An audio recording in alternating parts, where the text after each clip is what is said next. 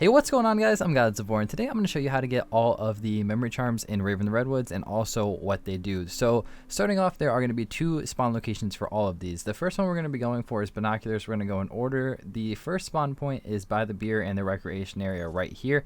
That is the first spawn point. So hold square to pick that up, and now we will be going on to the second spawn point. If it didn't spawn in the first one in your game, you're going to want to head over here. The second spawn point is right next to the mess hall. If you turn left and go down this pathway, it will be on this bench right here. Hold square to pick it up, and we will be good to go from there. Once you have the binoculars, I'm going to be showing you what we need to do with them. So head on over to the lake and follow this pathway up the stairs. There will be another bench over here, and you're going to want to hold square right here. After placing that down, you will see the binoculars will come out of your inventory. You're going to head over here and purchase the KBS longbow. There are going to be 8 eyeballs around the map that you're going to need to shoot with this weapon. I would recommend having a scope because if not, it is pretty hard to see them. But there are 2 behind us, like you guys saw right there, 1 above Slappy Taffy, and then there is going to be 5 over on the island, over on Turtle Island. You guys will see all the locations right here. All you're going to want to do is shoot them with your KBS. Again, make sure you have a scope on. It makes it a whole lot easier. Any zombies that come up, you can just take them out, as I fail and missing this one right here. But after you have shot all of them, we will be able to move on to the final step of this variant. That is the last eyeball right there. So after shooting all of these, all 8 eyeballs, you're going to need to get kills up here with a sniper rifle, and they do have to be headshots. So you need at least 10 to 15. I don't know the exact number, but it's a minimum of 10 headshots to 15 headshots. Once you have this complete, you'll know it's complete because the binoculars over on the bench will have like this purple glow for a second. I didn't get to record it, but if you do see the purple glow, you know you're done, or you can count up to 10 to 15 headshots. But after getting the headshots, they do have to be right here. You do have to be standing right next to the Fate and Fortune card guy. But after getting the headshots, you can walk over to the binoculars and you will be able to pick them up. Now what these things do is once it's equipped to your gun, it's kind of like Electric Cherry, but you have to be in a co-op game to use it. It arcs between people. So when you reload, when you're near a friend, it will do the Electric Cherry effect. So that is what the binoculars do in Rave in the Redwoods. We're going to be moving on to the next one. Again, we're going to be going in order and we're going to be covering all of these. So next up is the shovel. So the shovel, the first spawn point is going to be in the mines. You guys will see it's right here. It's right next to the HVR. This is not where it spawned in my game, but just know it is located right here. That is the first spawn point. After that, if it's not there in your game, you're going to head on over to the adventure course, past the recreation area, and over by the target range. You guys will see there is the shovel right there. Hold square to pick it up. Now, once you have picked up the shovel, head on over to the mess hall, and you can go down, right down this pathway down by the river, and you guys will notice up here there is a skeleton. If you hold square on him, he will spawn in the next step. And this step is a kind of a mini boss fight. It will spawn in a whole ton of skeletons, and you're going to have to take them out. They are a little bit stronger than zombies, and watch out because this area is a little bit tough to train. You guys see I almost go down right here. But all you have to do for this step is take out all of the skeletons, and you will be good to go. Once you have killed them all, you're going to head back over to the skeleton, and you can hold square to pick up the shovel. What this shovel does is after reviving a downed teammate in a co-op game, it will kind of do like a nuke effect, and it will kill all of the nearby zombies. So now we're going to be moving on to the Arrowhead. The first spawn point for this is right over by the mess hall. It's on the sign right here. That is the first spawn point, and then the second one is going to be in spawn. Right after you open the first door, it is located right there. Hold square to pick it up, and we will be able to move on to the next step as long as it is in your inventory. So we're going to be heading over to where the first shovel spawn point is by the target range. Place it on this counter right here, and then we will be moving on to the second step. And for this step, you actually do need a pouch to go into rave mode. Be careful if you are past round 10, the slasher will spawn. But go into rave mode and come back to the target range, and you guys will notice all the targets now are spawned in. You have to shoot these within a certain amount of time, or they will despawn and you'll have to start it over again.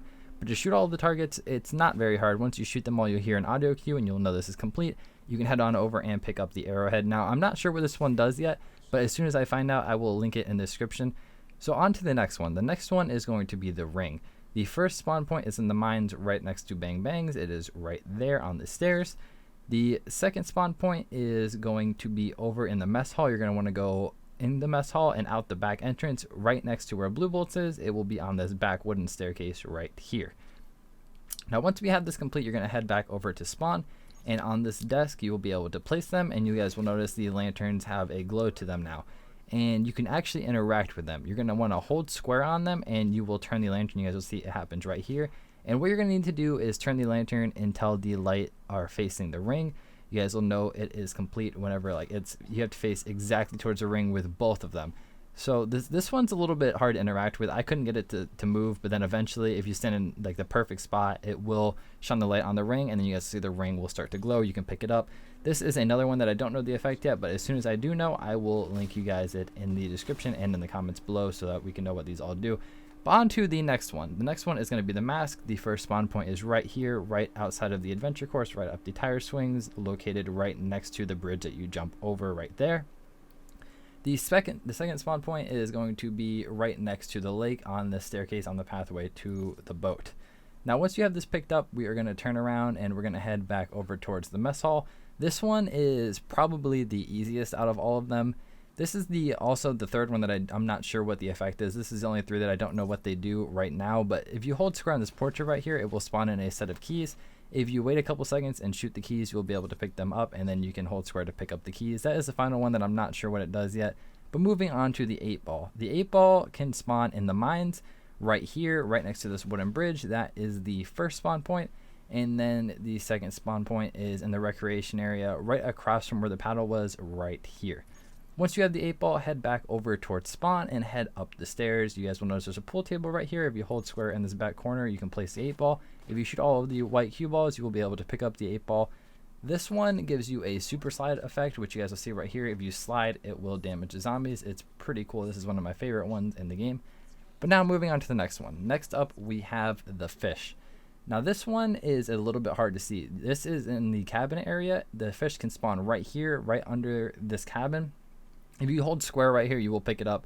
But again, this one is a little bit hard to see. This is not where it spawned in for me, but just know this is the first spawn point that it can't spawn. The second spawn point is in the sewers, right next to where we put the shovel down earlier. It is right here, about halfway up the sewers. If you look down, this one is right there. Once you have the fish, we will be heading on over to the docks right next to the boat, and this is where you can place the fish. This one is a little bit tricky. So there is this blue aura that spawns on the lake, and you actually have to hit it with some sort of explosive damage. You can use a grenade launcher. I would recommend frags.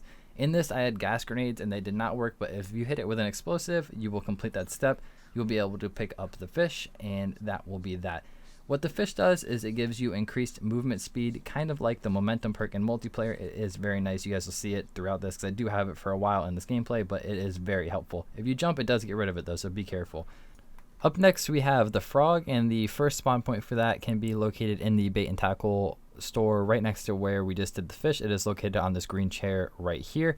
If it is not there, head on over to the recreation area, and in this trailer you guys will see it right here. It is the frog. All you have to do is hold square and you will be able to pick this one up. After you have the frog, we are going to be heading on over to the lake again, right near the tunnel where we got the fish and also where the shovel spawned in.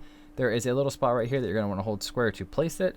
This one is a little bit harder. You do have to have a rave mode, and be careful again, after round 10 the slasher will spawn in. So hold square to go into rave mode, and if you follow this pathway, I'll show you guys exactly what we need to do.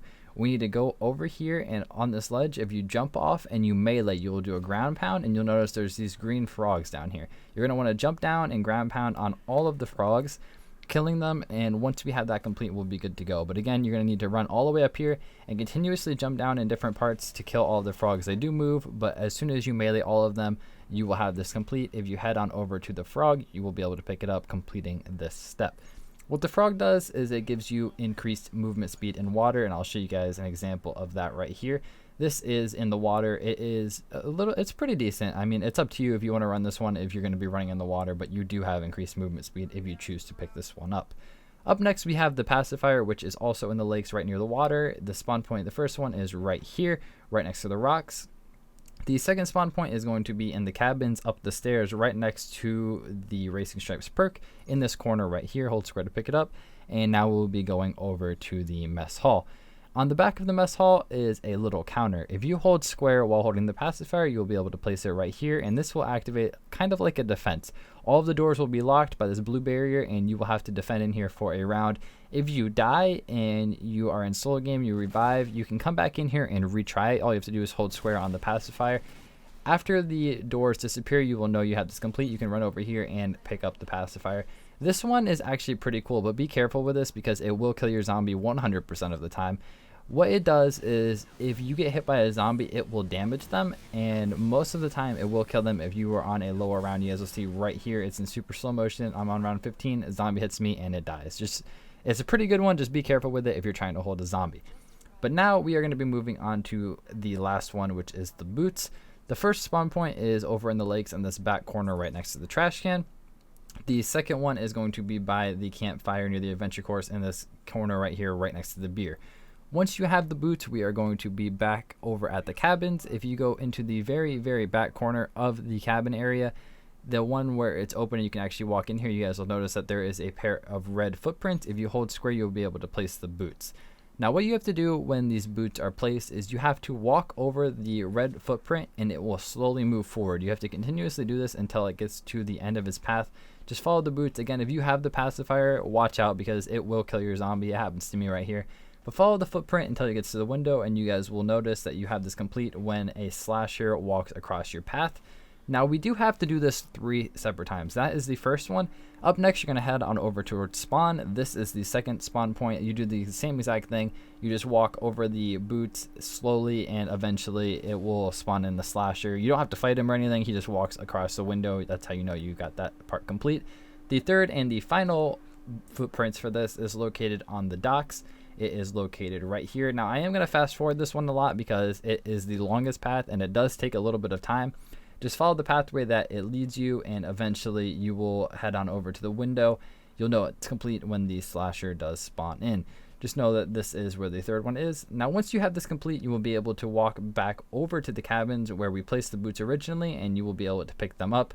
What the boots do is they actually give you kind of like a headshot effect. If you headshot a zombie, it will do explosive damage and damage all nearby zombies, which is actually a pretty good one. So thank you guys so much for watching this video. That is all of the memory charms. If you guys know the effects for the arrowhead, the ring, or the mask, let me know in the comments below. Thank you guys so much for watching this video again, and until next time, I'll see you guys later with some more Rave in the Redwoods content.